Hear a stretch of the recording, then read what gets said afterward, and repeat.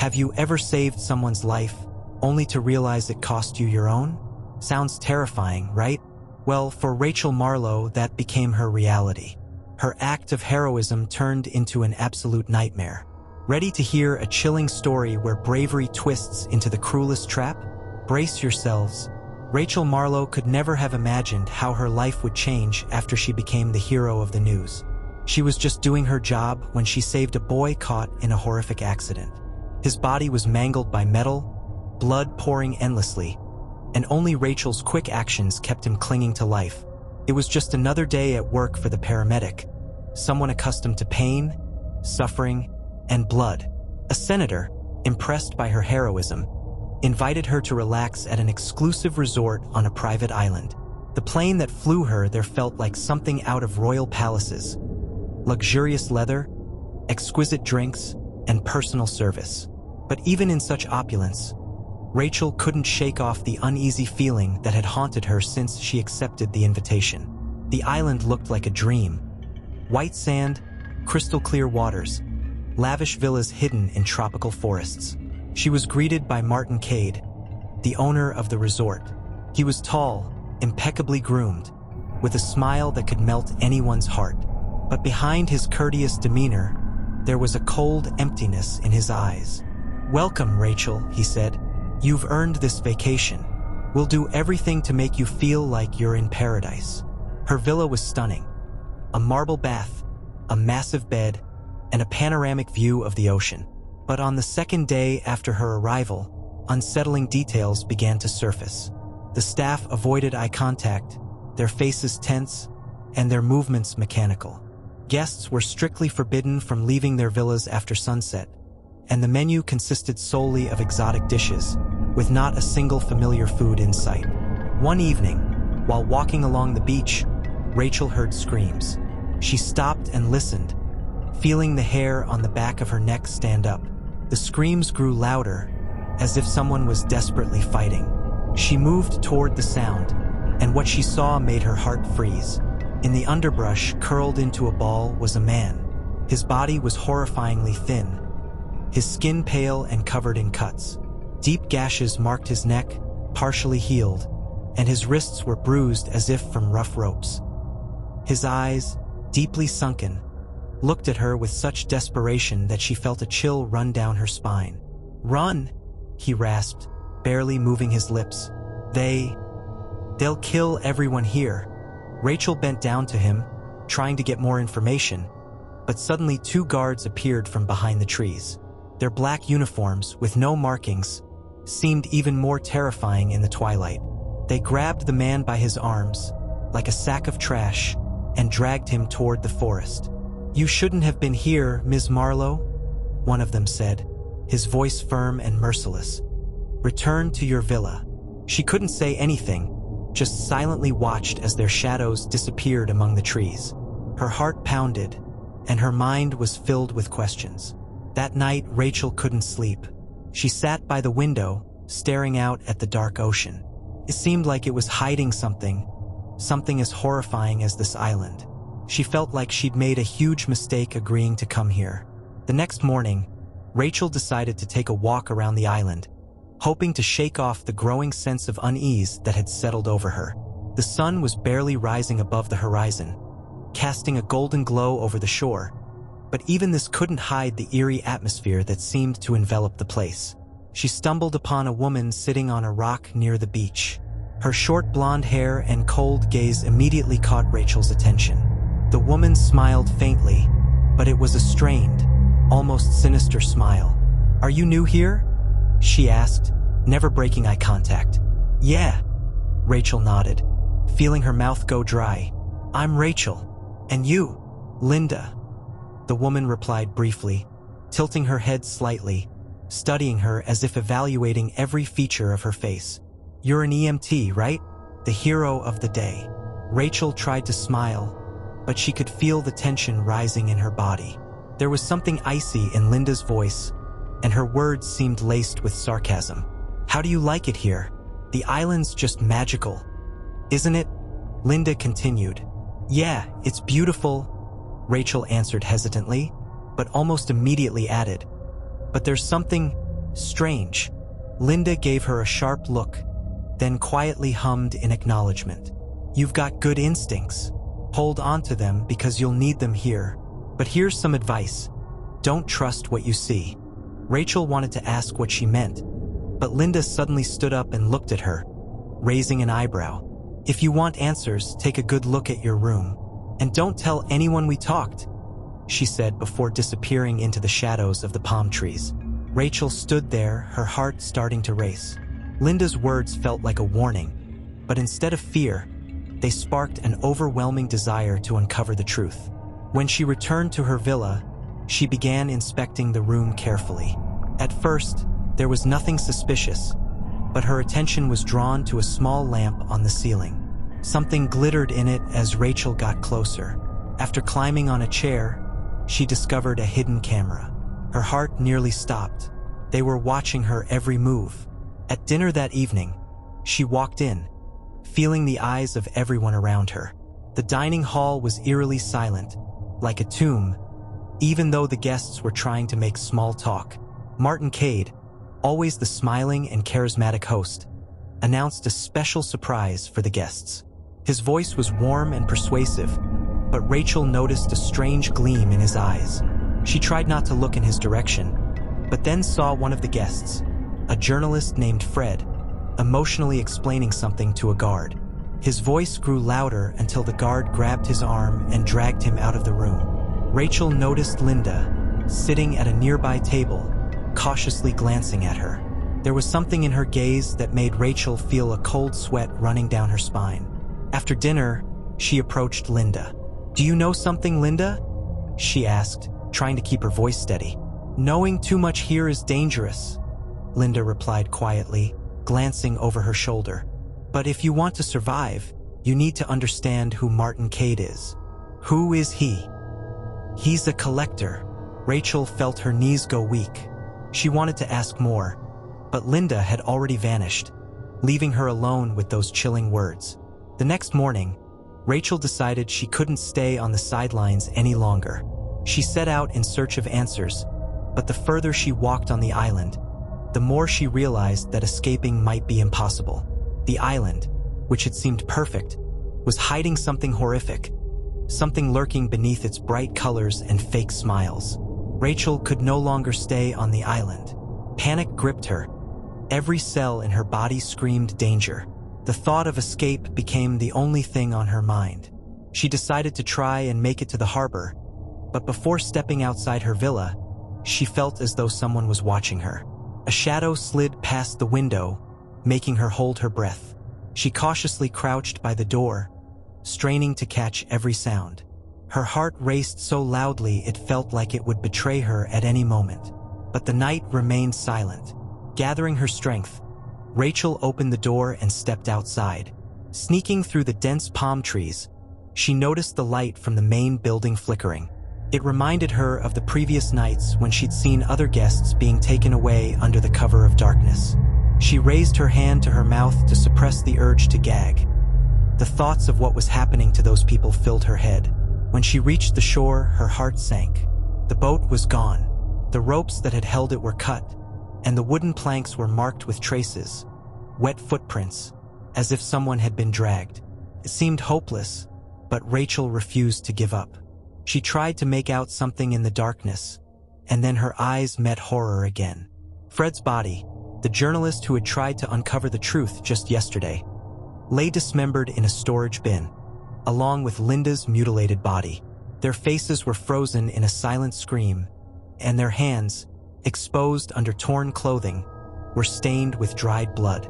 Rachel felt her legs give out beneath her, and she dropped to her knees. Her stomach twisted with disgust and fear, but she managed to stifle the scream that threatened to escape. Felt like no one else was around, but could she be sure? She bolted back to the villa, unaware of the tears streaming down her face. Every sound made her glance over her shoulder. The palms, once innocent, now loomed like giant shadows, threatening to swallow her whole. The villa was cold and dark. She locked the door behind her, breathing heavily, trying to recover from what she had just seen. But no sooner had she done so than she heard a knock at the door. Her heart froze. "Open up, it's me, Lucas. We met this morning." A muffled voice made her flinch. The general stood in the doorway, his face tense, but genuine worry in his eyes. "This isn't the first time, Rachel," he said quietly as he entered. "People are disappearing. This place, it's not what it seems. We're not guests here, we're prey." They decided to stick together. Lucas explained that he had been watching Cade's actions throughout the entire trip. His military experience told him that there was more to the island than what met the eye. Suddenly, they noticed movement. A group of guards was carrying something from one of the bungalows. Among them were guests, frozen, possibly drugged, looking like limp dolls being dragged deep into the island. Rachel and Lucas decided to follow them. Their path led them through a dense forest that seemed alive, every rustling sound almost warning them, "Run!" Finally, they reached an old building, its walls covered in rust and black mold. Inside, the stench of blood filled the air, followed by the scent of death. The room resembled a slaughterhouse. Bloodstains covered the floor and walls, and hooks hung from the ceiling, some still dripping dark, coagulated liquid. Rachel felt her body seize with fear. In one of the rooms, they found people. They were sitting on the floor, some tied up. Their eyes were empty, their skin pale, almost translucent, marked with scars. One of them raised their head, and Rachel recognized him. It was Eric Lavelle, the successful businessman she'd spoken to just a few days ago. "Eric," she whispered. His body swayed, and his lips trembled as he repeated the same words over and over. Can't escape. They won't let us go." Lucas touched her shoulder, pointing to the other side of the room. There was a stack of papers. Among them was a map of the island. Rachel took it, her hands trembling as she examined the markings. Some areas of the island were labeled with terms that made her blood run cold. Processing, testing, disposal. "They're playing with people like they're resources," she whispered. "We need to find a way out of here," Lucas said, but his voice was as cold as steel. "The only question is, who will be next?" Rachel and Lucas had made the decision. They could no longer stay on the island. Everything they had experienced, everything they had learned, made them realize this wasn't just a resort. It was a trap, and their chances of escaping were dwindling by the hour. They decided that night would be their only chance. Lucas remembered that in one of the island's remote corners, there was an old boat. It was abandoned, but maybe it could carry them to the nearest shore. It was their last hope. The pale light of the moon barely filtered through the thick trees, and every step they took seemed like a violation of the dead silence around them. The jungle felt unnaturally alive. The rustling of leaves, the distant call of unknown creatures, the strange noises that gave the feeling that something or someone was watching them from all directions. They moved through forests, across swamps, silently, unwilling to attract attention. The night was their cover, their protection. They had to escape, and they had to do it quickly, or they would be intercepted. When they reached the spot where the boat was supposed to be, Rachel felt an unsettling chill. It wasn't just an instinct. There was a deeper fear, like a heart pounding faster as the realization set in that it might already be too late. And she was right. From the shadows of the impenetrable darkness, dark figures emerged. Guards. They were so close that not even the whisper of the wind could drown out their heavy breathing. It was too late, the trap had closed. The despair that filled Rachel's heart was now overwhelming. She felt her chest tighten with panic, and though she wanted to scream, her voice froze on her lips. "Lucas!" She turned to him, but her words died in her throat. What she saw in his eyes shattered her heart. He stood with a gun in his hand, his gaze cold, unnaturally calm. This was not the Lucas she knew. Her friend, her hope for escape, was now her enemy. "What are you doing?" she asked, confused and stunned, but Lucas just shrugged. "Sorry, Rachel. I promised this a long time ago." His voice was steady, but devoid of emotion. This wasn't just betrayal, it was something worse. It was a decision that came from deep within him, a decision that left her unable to comprehend what was happening. Rachel took a step back, But it was already too late. One swift movement, and the cold metal of the gun pressed against her temple. She tried to push him away, struggling to understand what had happened, why this was happening. She tried to say something, but before she could speak, Lucas pulled the trigger. There was no shot. In that instant, when she expected the bullet to strike her head, instead, she felt a sharp, searing pain tear through her abdomen. Some cold liquid rushed into her body, and her entire form seemed to freeze. She collapsed to the ground, unable to make sense of what had just occurred. Her hands trembled, but she couldn't rise. The pain throbbed in her head, but everything around her blurred. She tried to scream, but only a weak whimper escaped her lips. The guards were closing in, but Rachel could no longer protect herself. They dragged her across the ground, heavily and mercilessly. Her body was nothing but a burden, and she couldn't do a thing. She had enough strength only to watch as the world around her faded into darkness, slowly consuming her consciousness. The flickering lights on the horizon grew distant, and Rachel felt herself being dragged through the grass-covered spaces. She tried to make sense of it all, but the pain and shock clouded her thoughts. The world blurred into a single mass of dark emptiness. Everything felt so incomprehensible and terrifying that even the darkness could no longer offer refuge. She was trapped, and her fate had long been sealed. Rachel couldn't tell how much time passed as they dragged her through the jungle and into some building. One thing was clear: there was no chance of escape anymore. Rachel wakes up in a dark room, tied to a chair. A wave of pain and weakness overwhelms her. Her arms and legs ache as if they've been broken, and her body is trying to recover from what it has been through. Her eyes struggle to open, but she still tries to look around. A vague sense of fear and panic engulfs her as she recalls how she tried to escape, only to be caught, turning her into a helpless victim. A figure appears in the doorway. It's Martin Cade, the owner of this nightmare island, the billionaire who promised paradise but instead built a prison for people he used as objects for his cruel games. He walks toward her, watching her suffering with a sinister calm. He viewed her like an item that had been used up and was now disposable. He could never forgive her for interfering with his plans, for saving those he was willing to lose. Her skills at saving lives, her determination, and her devotion to work, things that once filled her with pride, had now become her curse. "You've always been unnecessary, Rachel," Martin says, his voice cold, filled with disdain. "You were what they feared. You saved those who didn't deserve to survive. You interfered with our plans, and now we have to pay for it." She says nothing, just stares at him helplessly. Her mind is still struggling to make sense of everything, but the more she thinks, the more it all feels like a horrible nightmare with no way out. Her hand twitches with pain.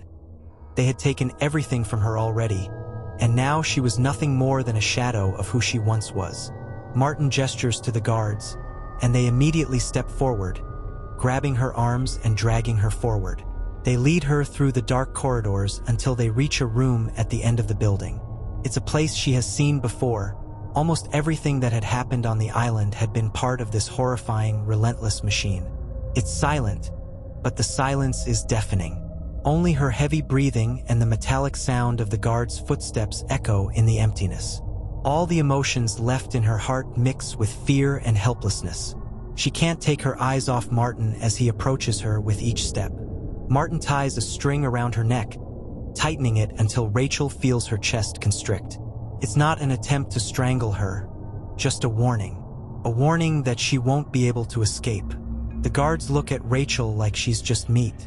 Her saving hands and the heart that constantly sought to help have now become her curse. Those she once saved now see her as their enemy. They cut off her fingers because in her hands, there was power to change fates, and every movement could ruin their cruel plans. They slice pieces of her skin, tearing her apart as if trying to erase her very identity from this world. Her groans fade into the darkness, but she cannot be saved. They don't want to kill her. She must suffer. She is to become part of their terrifying experiment, a lesson for others. Those she saved are now forced to hate her. "You're unwanted in this world, Rachel," one of them says, Your selflessness and your help made you invisible to us. Now you must become what they fear, an instrument of punishment. They begin cutting off her limbs, leaving Rachel defenseless, breaking her body and spirit just as they once shattered her hopes. Each severed finger is another painful moment of her lost chance. And every part of her body that remains in their hands reminds her that she was trapped from the beginning. There would be no chance of escape anymore. She was now just a part of their horrific machine. Don't forget to subscribe to the channel so you don't miss out on new chilling stories. And leave a comment below with your thoughts. Do you think it's possible to escape places where dark realities blur all boundaries? And remember, sometimes behind the allure of perfect resorts, there are horrors that were never meant to be seen.